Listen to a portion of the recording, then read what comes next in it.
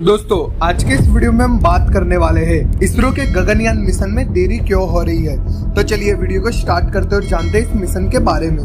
दोस्तों इसरो भारत की अंतरिक्ष एजेंसी है जो लगातार अंतरिक्ष में सैटेलाइट लॉन्च करने के साथ साथ अहम मिशन भी करती है।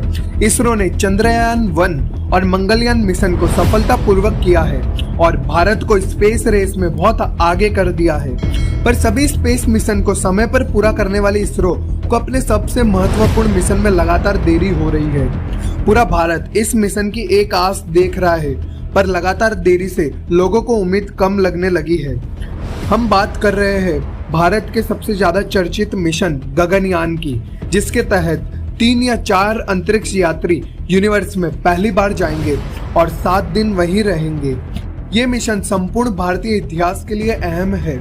अगर भारत इसे पूरा कर लेता है तो वो विश्व का चौथा ऐसा देश बन जाएगा जिसने अपने ही रॉकेट से और अपने ही जमीन से अपने नागरिकों को यूनिवर्स में भेजा। इससे पहले ये इतिहास अमेरिका, रूस और चीन लिख चुका है। आइए अब जानते हैं कि साल 2006 में जब गगनयान मिशन की शुरुआत हुई तो आखिर 2022 तक भी इसे लॉन्च क्यों नहीं किया गया।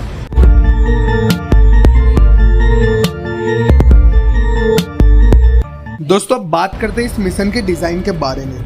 गगनयान स्पेसक्राफ्ट 2 मॉड्यूल से मिलकर बना है, जिसमें पहला मॉड्यूल क्रू मॉड्यूल है, वहीं दूसरा सर्विस मॉड्यूल। इन्हीं दोनों मॉड्यूल्स को जोड़कर एक कैप्सूल बनता है जो कि एक विशालकाय रॉकेट में फिट किया जाता है। बात की जाए क्रू मॉड्यूल की तो इसमें सभी क्रू मेंबर्स यानी अंतरिक्ष यात्री रुकते हैं। दोस्तों 5300 किलो का ये क्रू मॉड्यूल अपने अंदर लाइफ सपोर्ट सिस्टम और एनवायरनमेंट कंट्रोल सिस्टम को भी रखता है। इसके अलावा इसमें क्रू एस्केप सिस्टम है जिसे रॉकेट लॉन्च के दौरान पहले और सेकंड स्टेज में एक्टिवेट किया जा सकता है। ये सिस्टम बहुत जरूरी है। हर रॉकेट लॉन्च में बहुत रिस्क होता है। ये दोनों सिस्टम शुरुआती स्टेज पर गड़बड़ी होने पर एस्ट्रोनॉट्स के क्रू मॉड्यूल को स्पेसक्राफ्ट से दूर सुरक्षित दूरी पर ले जाता है, जिससे वहां वापस पृथ्वी पर पैराशूट की मदद से आसमान से लैंड करते हैं। दोस्तों बात करते हैं सर्विस मॉड्यूल के बारे में। 2900 किलो का यह गगनयान का सर्विस मॉड्यूल कई तरह के लिक्विड प्रोपोलेंट फ्यूल से लैस होता है। क्रू मॉड्यूल और सर्विस मॉड्यूल को मिलकर के एक ऑर्बिटल मॉड्यूल तैयार होता है, जिसमें सर्विस मॉड्यूल स्पेसक्राफ्ट को ऑर्बिट में ले जाने के लिए और उसे वहां पर फिक्स करने के साथ साथ वापस पृथ्वी पर री एंट्री करते वक्त एक रिजर्व फ्यूल की तरह काम करता है। गगनयान के सर्विस मॉड्यूल सिस्टम में नाइट्रोजन के मिक्स ऑक्साइड फ्यूल का काम करते हैं। इस सर्विस मॉड्यूल में 5 मेन इंजन है जो 440 न्यूटन का थ्रस्ट पैदा करते हैं। वहीं इसमें 16 ऐसे छोटे इंजन भी हैं जिनमें 100 न्यूटन का थ्रस्ट होता है। इन सभी 16 नोजल को रिएक्शन कंट्रोल सिस्टम भी कहा जाता है। दोस्तों अब जानते हैं कि आखिर गगनयान मिशन की देरी का सबसे बड़ा कारण क्या है। जब कोई space agency human space flight program design करती है तो उसे बनाने में कई साल तो लगते ही है, परंतु गगनयान मिशन में क्रू और सर्विस मॉड्यूल के डिजाइन और एक भारी लॉन्च व्हीकल के बारे में सोचने में 3 साल का सामान्य समय लगा। उसके बाद बजट और फंडिंग में देरी हुई और साल 2013 में इसे फाइनल किया गया। साल 2014 में सबसे पहले इसके क्रू मॉड्यूल की टेस्टिंग की गई। इस टेस्ट में इसरो के वैज्ञानिक ने क्रू मॉड्यूल को GSLV Mark 3X1 launch vehicle पर फिट किया। इसके बाद क्रायोजेनिक फ्यूल से लैस रॉकेट इसे स्पेस में ले जाता है और पृथ्वी की सतह से 126 किलोमीटर ऊपर जाते ही वह रॉकेट क्रू मॉड्यूल से अलग हो जाता है। लगभग 80 किलोमीटर की ऊंचाई तक मॉड्यूल में लगे सिस्टम उसकी स्पीड को कम करते रहते हैं। फिर इसी ऊंचाई पर थ्रस्टर्स बंद कर दिए जाते हैं और धीरे धीरे वातावरण का घर्षण यानी फ्रिक्शन मॉड्यूल की स्पीड को कम करते रहता है। मॉड्यूल की हीट शील्ड लगभग 1000 डिग्री सेल्सियस तक की हीट सहन कर सकती है।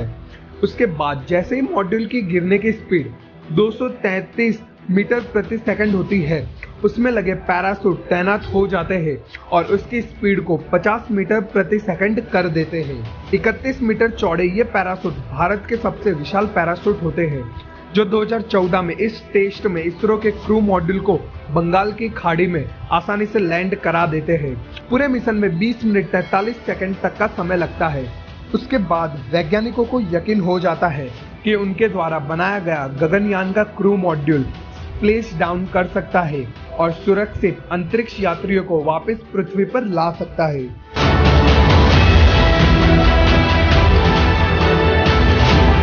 दोस्तों बात करते हैं साल 2018 में क्रू एस्केप सिस्टम के परीक्षण के बारे में। इस टेस्ट के सफल होने के बाद साल 2018 में इसरो गगनयान का पैड अबॉर्ट टेस्ट करता है। यह लॉन्च ऑर्बिट सिस्टम ही है जिसमें इमरजेंसी या रॉकेट फेलियर के वक्त क्रू मॉड्यूल को तुरंत रॉकेट से डिटैच कर दिया जाता है। इसरो ने इस टेस्ट को पृथ्वी की सतह से 2.75 किलोमीटर ऊपर किया और एस्केप सिस्टम ने मॉड्यूल को लॉन्च साइट से लगभग 3 किलोमीटर दूर बंगाल की खाड़ी में लैंड किया। साल 2018 के बाद गगनयान मिशन के लिए एक शक्तिशाली रॉकेट इंजन की जरूरत महसूस होने लगी, जो GSLV Mark III X1 rocket को और ज्यादा लोड उठाने में मदद कर सके। इसरो ने इस मिशन के लिए विकास इंजन को अपग्रेड किया। ये इंजन Mark III रॉकेट के कोर स्टेज को पावर देता है। इस रॉकेट में जो 2 विशाल बूस्टर लगे हैं उन्हें S200 कहा जाता है। 25 मीटर लंबे और 3.2 मीटर चौड़े ये बूस्टर रॉकेट को काफी थ्रस्ट प्रदान करते हैं, जिससे वह लिफ्ट ऑफ करता है। गगनयान मिशन में इन बूस्टर का इस्तेमाल किया जाएगा, इसलिए इसरो इन पर कई सालों से फोकस कर रहा है। दोस्तों रॉकेट, ऑर्बिटल मॉड्यूल और सभी तरह की टेस्टिंग के बाद अब गगनयान के लिए हमें एस्ट्रोनॉट्स को भी ट्रेनिंग देनी थी। साल 2009 में इस सरकार एयरफोर्स के पायलट को चुनने लगी थी। धीरे धीरे कई फैसिलिटीज बनाई गई जब ट्रेनिंग की शुरुआत हुई। माइक्रो ग्रेविटी और जीरो ग्रेविटी में ऑपरेट करना, लैंडिंग और स्पेस में रेडिएशन के प्रभाव को समझना इस ट्रेनिंग में शामिल था। साल 2019 तक भारत में ट्रेनिंग करने के बाद 4 अंतरिक्ष यात्री चुने गए और उन्हें फिर रशिया में 1 साल के लिए एडवांस ट्रेनिंग के लिए भेजा गया, जहां उन्होंने अलग अलग प्रेशर और वातावरण में लैंडिंग के तरीके को समझा। ये सभी काम 2021 फरवरी तक पूरे हो गए और गगनयान फिर से अपनी उड़ान भरने के लिए तैयार हुआ। पर इस बार कोरोना के कारण चिप शॉर्टेज और लॉकडाउन की वजह से ये मिशन और डिले हो गया। साल 2022 में इसका पहला मानव मिशन करना था, पर अब ये खिसक कर साल 2024 के पहले 3 महीने में शिफ्ट हो गया है। तो उम्मीद है कि साल 2024 में हमें इसे लॉन्च होते जरूर देख पाएंगे। दोस्तों आपको क्या लगता है कि गगनयान मिशन साल 2024 तक लॉन्च हो जाएगा? हमें कमेंट करके बताइए। और ऐसे ही जानकारी के लिए खींची फ्रीस्टाइल यूट्यूब चैनल को सब्सक्राइब करें और साइड में रखे बेल आइकन को